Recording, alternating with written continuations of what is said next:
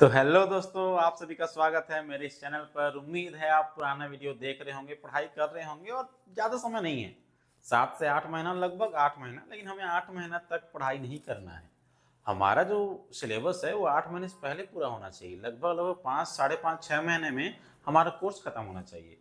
अगर 5, साढ़े 5, 6 महीने हमारा कोर्स खत्म नहीं होगा इस ड्यूरेशन में, तो हम बहुत लोगों से पीछे रह जाएंगे। मेन मुद्दा है जॉब हासिल करना, जो कि 8वां महीना, मतलब लगभग लगभग नवंबर में है, लगभग 7-8 महीना बचा है। तो लगातार पढ़ते रहिए। तो मैं आप लोग को पढ़ा रहा था एटॉमिक फिजिक्स। एटॉमिक फिजिक्स का ये लास्ट वीडियो है। आज जब पढ़ लेंगे आप ये वाले, जैसे वीडियो खत्म हो जाएगा, उसके बाद से आपका एटॉमिक फिजिक्स से रिलेटेड सारे क्वेश्चन सॉल्व हो जाएंगे। अगर आप देखेंगे भी अपने सिलेबस को दोबारा खोलकर, तो आपको ये दिखेगा कि मेरे वीडियोस और एटॉमिक फिजिक्स के जो सिलेबस हैं उनमें जो टॉपिक्स हैं, कोई टॉपिक छूटा नहीं है। ये आपको मालूम चल जाएगा। 2 ही टॉपिक बचा है। एक है ये फ्रैंक हर्ट्ज एक्सपेरिमेंट, और सेकंड है, मैं बताऊंगा बाद में। हड़बड़ाने की जरूरत नहीं है, अभी पढ़ाई के लिए हड़बड़ाइए। चलिए स्टार्ट करते हैं। तो आज का टॉपिक है फ्रैंक हर्ट्ज एक्सपेरिमेंट। आप अपने सिलेबस को देखेंगे तो सेकेंड लास्ट टॉपिक है एटॉमिक फिजिक्स का, और सारे टॉपिक खत्म करना हम अनिवार्य है, पढ़ना जरूरी है। सारे सिलेबस पढ़कर चलेंगे तो जल्दी कंप्लीट होगा, है ना। तो ठीक है, शुरुआत करते हैं। तो देखते हैं फ्रैंक हर्ट्ज एक्सपेरिमेंट। अब फ्रैंक हर्ट्ज एक्सपेरिमेंट कहता क्या है, मेन मुद्दा तो यह है।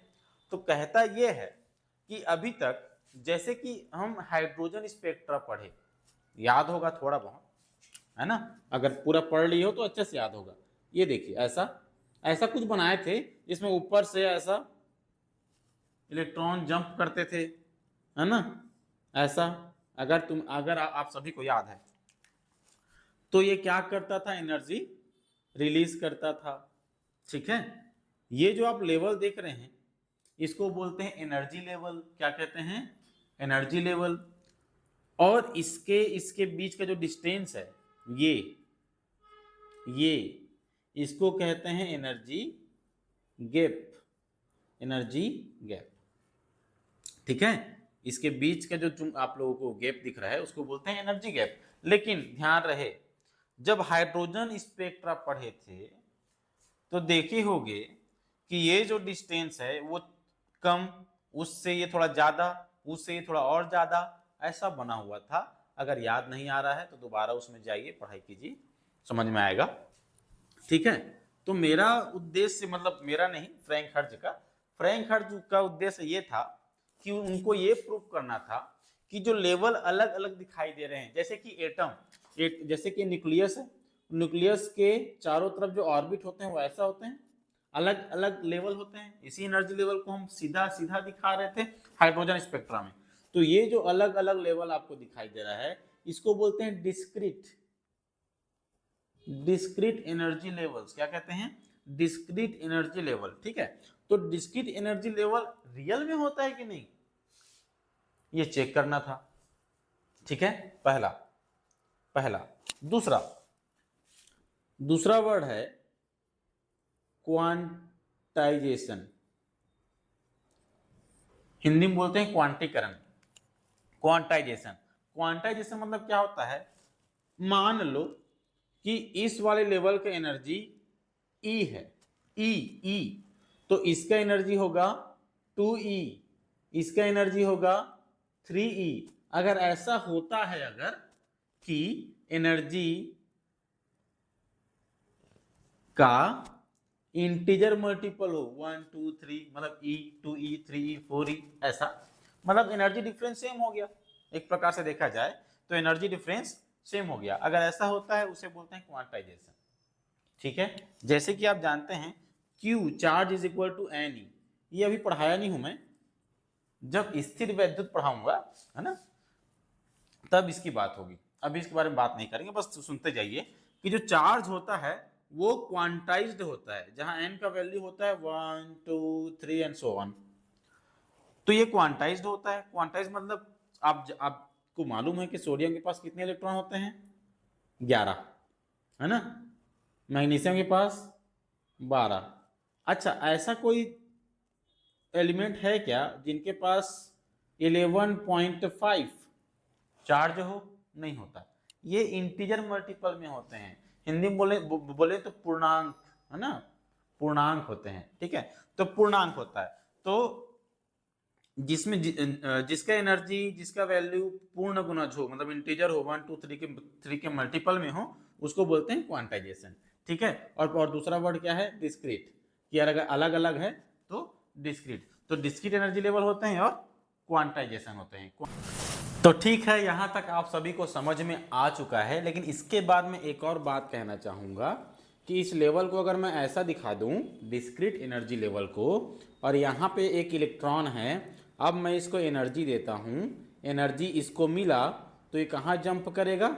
ऊपर। इस लेवल को बोलते हैं एक्साइटेड स्टेट, ओके, और इसको बोलेंगे ग्राउंड स्टेट, ठीक है।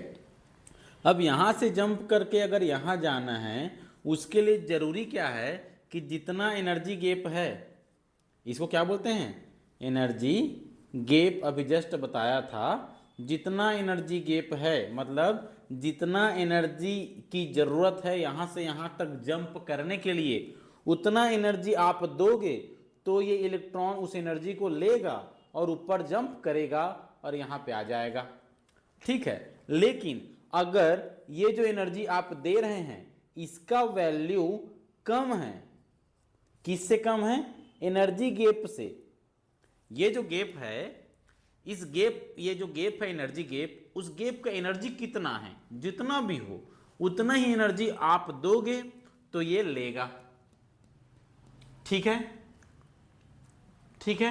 और अगर उतने से अगर कम दिए, मतलब कितना से? एनर्जी गैप से अगर एनर्जी कम दिए तो ये इलेक्ट्रॉन उस एनर्जी को लेगा ही नहीं, है ना, मतलब पकड़ेगा ही नहीं। ये बहुत समझ रहे हो ना आप?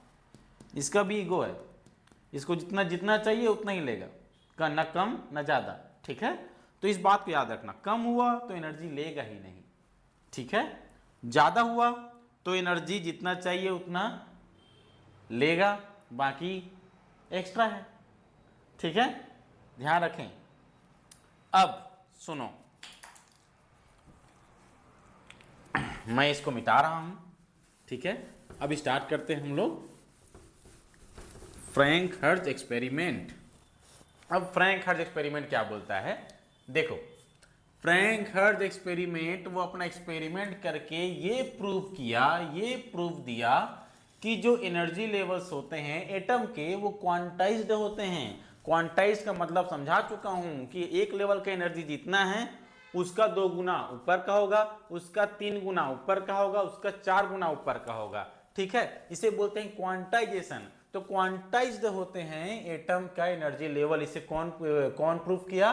फ्रैंक हर्ट्ज ने अपने एक्सपेरिमेंट के द्वारा। एक्सपेरिमेंट क्या था मैं बताऊंगा, ठीक है। फिर है atom has discrete energy level, मतलब जो भी एटम है उसके पास कैसे एनर्जी लेवल होते हैं? डिस्क्रीट एनर्जी लेवल होते हैं। इसका भी प्रूफ कौन दिया? फ्रैंक हर्ट्ज ने अपने एक्सपेरिमेंट के द्वारा। ध्यान रहे, ठीक है। Atom absorb specific energy only, है ना, मतलब एटम कौन से एनर्जी को एब्जॉर्ब करेगा? मतलब एटम के जो लेवल में, एनर्जी लेवल में जो इलेक्ट्रॉन बैठा हुआ है वो कितने एनर्जी को एब्जॉर्ब करेगा? जितना एनर्जी को एब्जॉर्ब करके वो जंप करके ऊपर वाले लेवल में पहुंच सकता है उतना ही एनर्जी लेगा, अगर उससे कम है तो नहीं लेगा। इसीलिए मैं लिख दिया हूं स्पेसिफिक एनर्जी ओनली, ठीक है। फिर अब ये जो लिखा हुआ है इसके बारे में बाद में बात करेंगे। ये क्या नंबर्स लिखे हुए हैं, ये क्या है, इसमें कंफ्यूज नहीं होना। ये मैं क्यों लिखा हूं, उसके पीछे रीजन है, क्योंकि ये जो फ्रैंक हर्ट्ज एक्सपेरिमेंट है, फ्रैंक हर्ट्ज ने क्या किए कि एक वैक्यूम ट्यूब लिए। क्या लिए? वैक्यूम ट्यूब लिए। इस वैक्यूम ट्यूब में क्या भरा हुआ है? इसके अंदर में क्या भरा हुआ है? मरकरी गैस, ये है ना, या कहीं कहीं इसको वेपर बोल देते हैं, ठीक है। इसके अंदर भरे हुए हैं, तो मरकरी गैस भरे हुए हैं, मतलब इसके अंदर में मरकरी के छोटे छोटे जो एटम्स हैं वो सभी जगह है, सभी जगह विद्यमान है, ठीक है, इस ट्यूब के अंदर। क्लियर? अब सुनो, आगे देखो। ये है फिलामेंट जिसको माइनस से जुड़े हुए हैं, इसका मतलब ये कैथोड है। और ये जो बैटरी है ये कैसा है, वेरिएबल है। कैसा है, वेरिएबल, परिवर्तनीय है, उसका मान चेंज होगा। ठीक है, मतलब हम यहाँ से ऐसे बटन घुमाकर, ऐसे घुमाकर वोल्टेज को बढ़ा सकते हैं, कम करके घटा सकते हैं। ठीक है, तो इतना ही करना है। आगे देखो ये फिलामेंट है। ठीक है, अब यहां से जैसे ही हम लोग ऑन करेंगे तो यहां से इलेक्ट्रॉन बाहर निकलेगा। यहां से क्या निकलेगा, इलेक्ट्रॉन ऐसे बाहर निकलेंगे। जैसे ही वोल्टेज को हम बढ़ाएंगे यहाँ पे, तो मतलब थोड़ा सा बढ़ा दिए तो यहां से इलेक्ट्रॉन क्या होगा, बाहर निकलेगा। ठीक है ना। ये किससे जुड़ा हुआ है, पॉजिटिव से, तो ये एनोड है। अगर कभी याद नहीं आता कैथोड और एनोड का मतलब, तो कैथोड अगर हिंदी में हम बोले कैथोड तो क से स्टार्ट होता है, क से कम मान लो, कम। और एनोड, एनोड का अ से अधिक, अधिक मतलब पॉजिटिव, कैथोड कम मतलब निगेटिव। ये याद करने के लिए है, जनरली इसमें मैं ज़्यादा ध्यान नहीं देता हूँ, ऐसे बोल दिया क्योंकि स्कूल वाले बच्चों को जानना होता है कि क्या है, कैसे याद करें। आप लोग तो बड़े हो, आप लोग को इस बारे में बताने की जरूरत नहीं है। जब टीचर बन जाओ तो बच्चों को जरूर ऐसा बताओ ताकि उन्हें याद रहे। ठीक है, यहाँ पे लगा है एक अमीटर जो करंट को मेजर करेगा कि यहाँ से होकर कुछ करंट आ रहा है या नहीं आ रहा है। अब देखो ये बीच में लगा हुआ है पॉजिटिव, इसको बोलते हैं ग्रिड। ये ग्रिड है जो पॉजिटिव है। ठीक है, पॉजिटिव ग्रिड यहाँ पे लगा हुआ है। अब सुनो, जैसे ही फिलामेंट से इलेक्ट्रॉन बाहर निकलेगा, ये ग्रिड उसको अपनी तरफ खींचेगा। क्या करेगा, अपनी तरफ खींचेगा। जैसे ही खींचेगा तो यहाँ पे जो इलेक्ट्रॉन है उसका स्पीड बढ़ने लगेगा, है ना, मतलब त्वरित गति करेगा, मतलब स्पीड लगातार बढ़ने लगेगा। ठीक है, एक्सीलरेट हो जाएगा। समझ रहे हो, मतलब समझ रहे हो। तो ये बढ़ने लगेगा और बढ़ने के बाद ऐसे आगे जाने लगेगा क्योंकि ग्रिड उसको खींचना चाहता है। अब जैसे यहां तक पहुंचेगा, चूंकि इलेक्ट्रॉन यहां तक पहुंच चुका है ग्रिड तक, तो अब इलेक्ट्रॉन का नेचर बन चुका है ना, आगे जाने का स्पीड बढ़ चुका है। तो अब क्या होगा, इलेक्ट्रॉन जाकर किससे मिलेगा, एनोड से मिलेगा। और जैसे ही एनोड से मिलेगा तो इसके थ्रू यहां नीचे ऐसे आएगा। जब इसके थ्रू आएगा तो हम देख सकते हैं कि एमीटर में कुछ डिफ्लेक्शन हमें दिखाई देगा, है ना, उसका जो सुई है कुछ हमें संकेत देगा कि हाँ यहां से करंट आया है। ठीक है, इतना क्लियर है। ये सामान्य बात मैं जो कह दिया, इन सब चीज के बारे में बता दिया। अब मेन मुद्दा ये है कि यहाँ पे है मरकरी एटम, इसके अंदर क्या भरे हुए हैं, मरकरी गैस भरा हुआ है। तो मरकरी के एटम सभी जगह है। एटम का साइज बड़ा होता है, इलेक्ट्रॉन का साइज छोटा होता है ना। तो एटम बहुत सारे हैं। तो जैसे ही इलेक्ट्रॉन को ये ग्रिड एक्सीलरेट करेगा, त्वरित करेगा, उसके स्पीड को बढ़ाएगा, तो वो जो इलेक्ट्रॉन है वो मरकरी के एटम के साथ जाकर टक्कर मारेगा, क्योंकि एटम का साइज तो बड़ा होगा, है कि नहीं, ऐसे ऐसे सब जगह होगा, ये सभी जगह। तो जैसे ही इलेक्ट्रॉन निकला तो मरकरी के एटम को टक्कर मारेगा। टक्कर मारा, कोलिजन हुआ, मतलब संघट, हिंदी में बोलते हैं संघट, इंग्लिश में बोलते हैं कोलिजन। कोलिजन हुआ। अब जैसे ही कोलिजन होगा तो यहाँ पे दो प्रकार के कोलिजन होते हैं जिसके बारे में हम जानते हैं।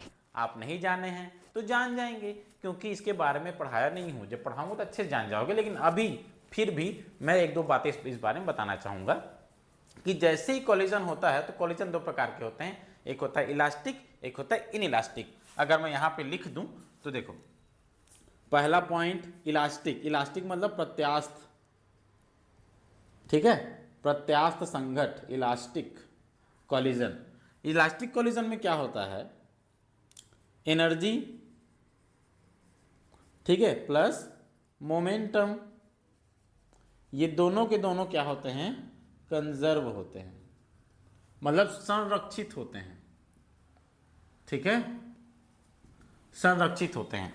अब संरक्षित होते हैं मतलब टकराने के बाद ना एनर्जी बदलेगा ना ही मोमेंटम बदलेगा। जिस तरफ जा रहा है पार्टिकल, हाँ, टकराएगा और ऐसे जाने लगेगा, ना उसका स्पीड बदलेगा ना उसका मोमेंटम मतलब समझ रहे हो ना, स्पीड नहीं बदले, मतलब वेलोसिटी नहीं बदलेगा तो मोमेंटम तो बदलेगा भी नहीं।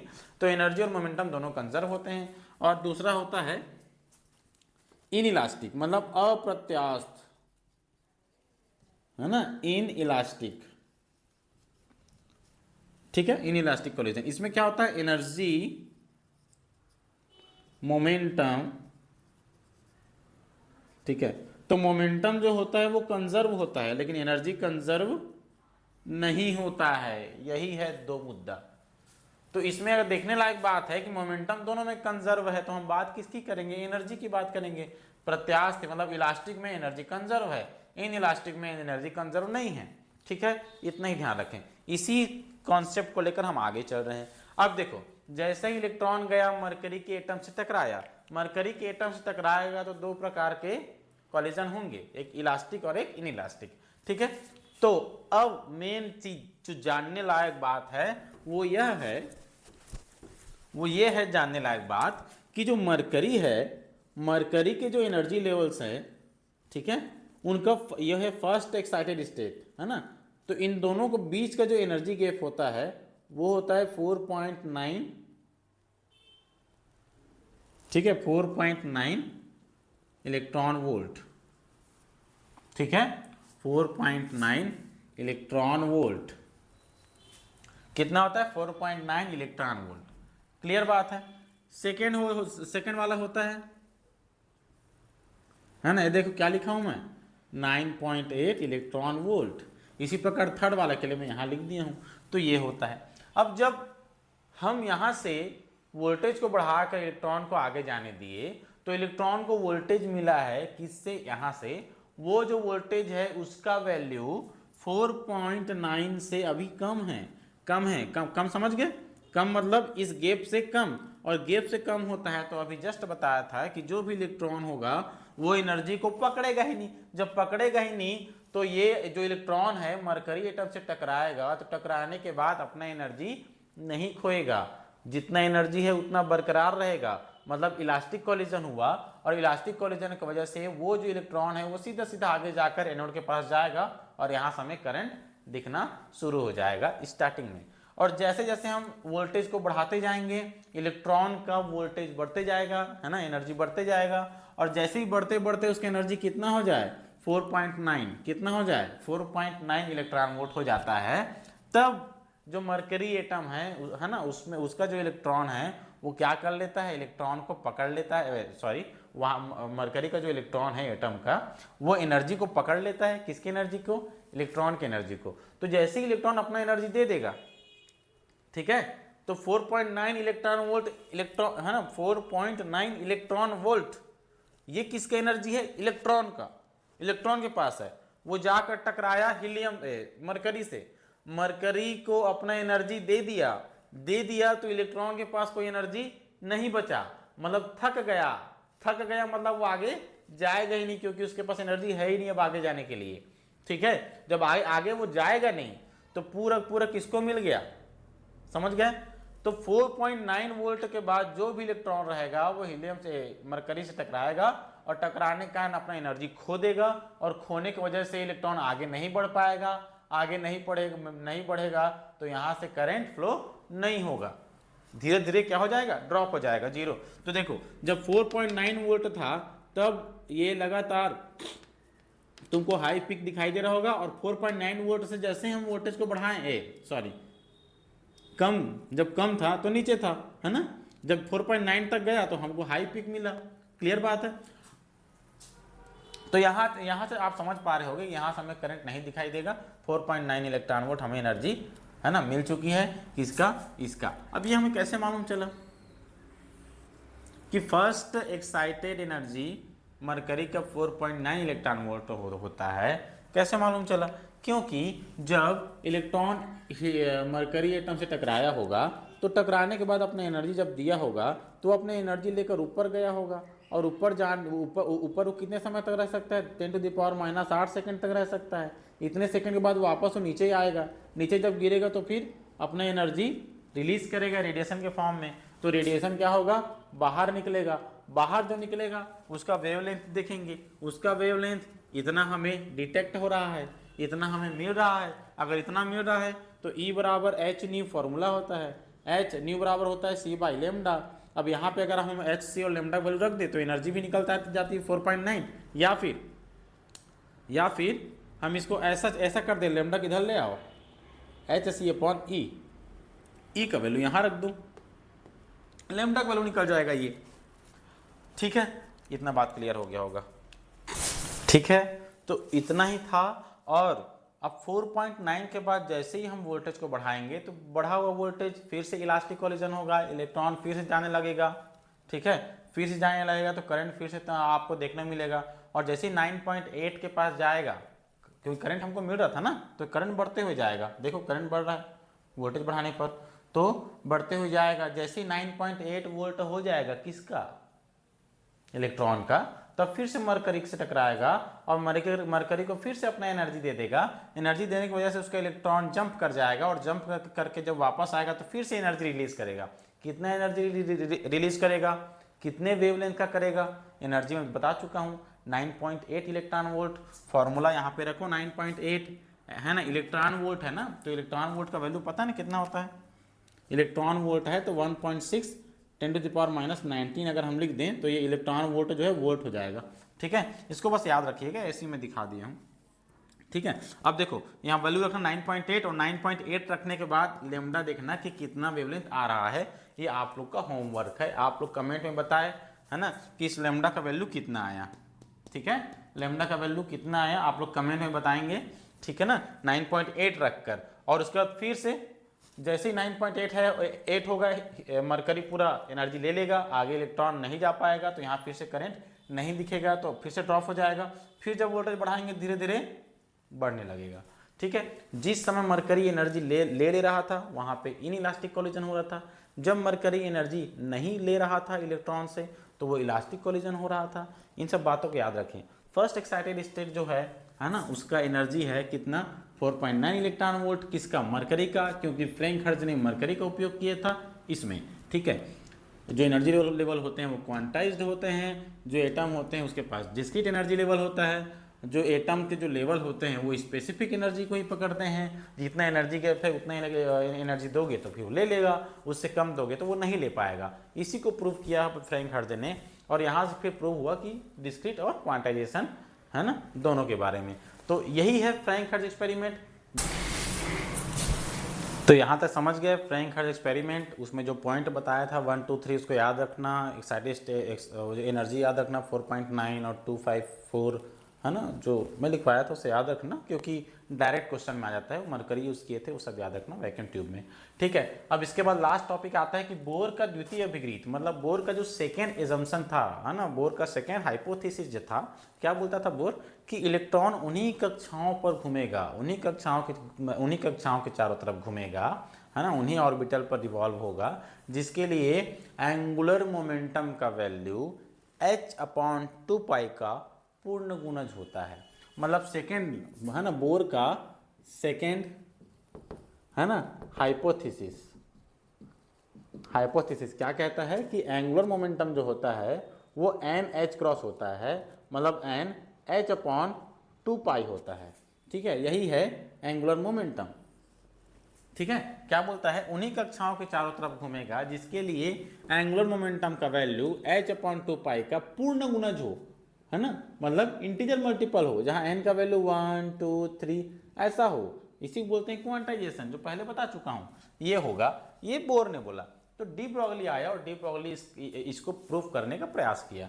ठीक है, एंगुलर मोमेंटम का फॉर्मूला मैं बहुत पहले आपको बता चुका हूं। L बराबर होता है mvr। क्या होता है, mvr। तो इसको ऐसा भी लिख सकते थे। ठीक है, इसको ऐसा भी लिख सकते थे, है ना, ध्यान रहे।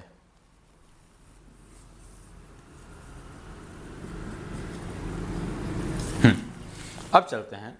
तो अब ये हो गया सेल ऑर्बिटल।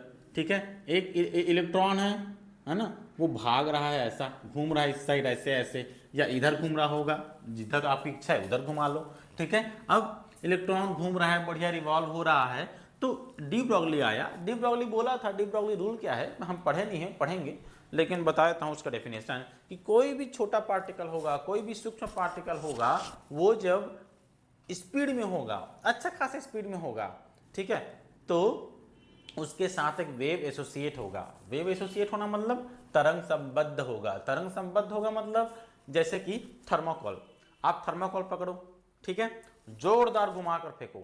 जैसे ही जोरदार घुमाकर आप फेंकते हो तो क्या होता है, वो लहरा जाता है ऐसे।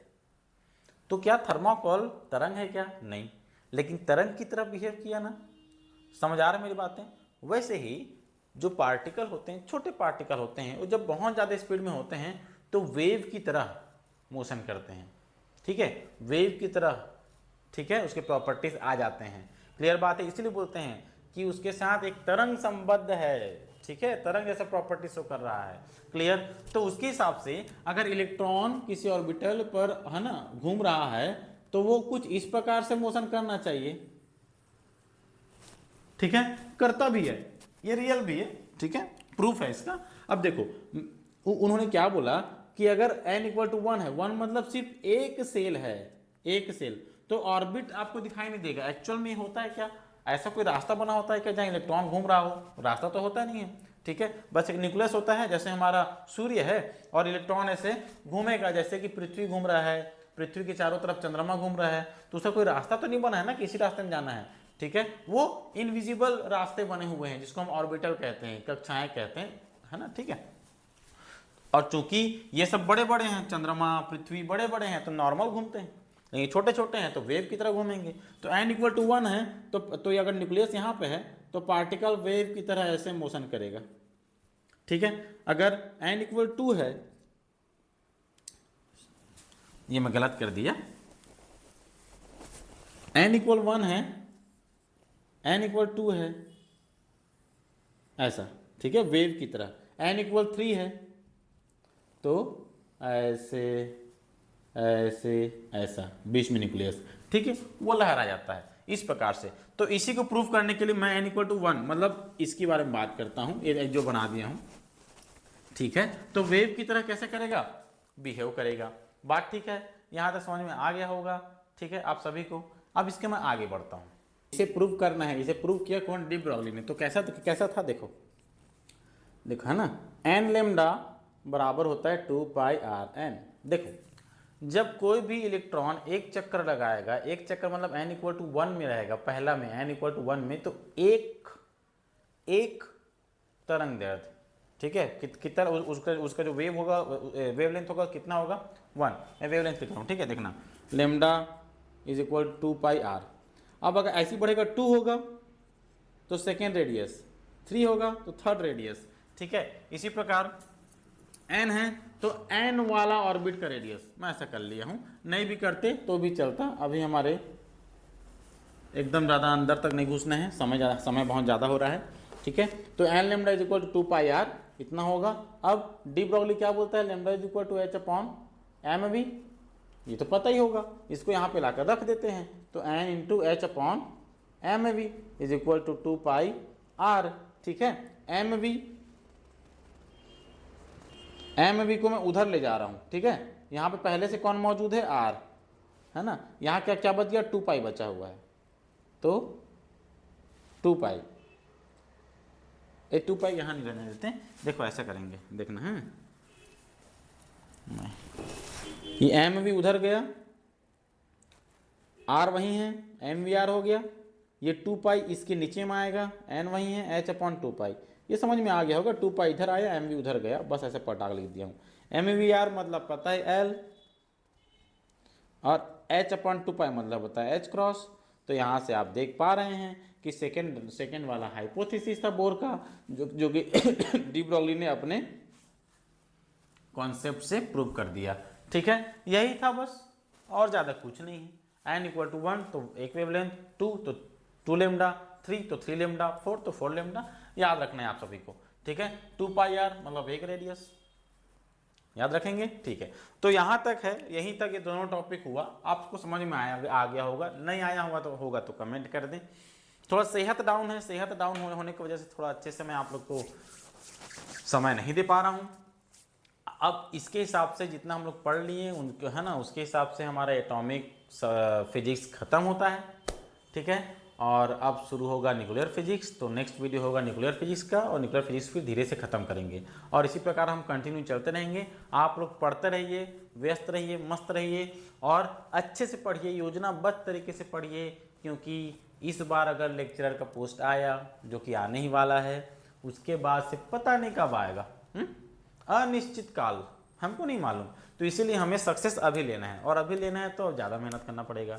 ज़्यादा मेहनत मतलब खाना पीना त्यागना नहीं है, खाना पीना सोना है, लेकिन उसके बाद जो समय होता है जो हम मोबाइल में ज़्यादा यूज़ कर रहे हैं या कहीं और ज़्यादा यूज़ कर रहे हैं, टाइम दे रहे हैं, तो उन टाइम को बचाओ। 7-8 महीना खुद के लिए टाइम निकालो, सिर्फ खुद को ही टाइम दो, पढ़ाई को टाइम दो, है ना, ताकि आपका रिजल्ट दिखे, है ना। और जैसे ही आप इस पोस्ट में आ जाओगे तो जितने लोगों को आप अभी समय दे रहे हो उन लोग वापस आपके पास रहेंगे, उन लोग जा नहीं रहे हैं कहीं, बल्कि और अच्छे अच्छे नए नए दोस्त बनेंगे। ठीक है, सक्सेस होने के बाद बहुत सारी मित्रता हो जाती है। तो इसी प्रकार पढ़ते रहिए। ठीक है, फिर मिलते हैं नेक्स्ट वीडियो पर। धन्यवाद।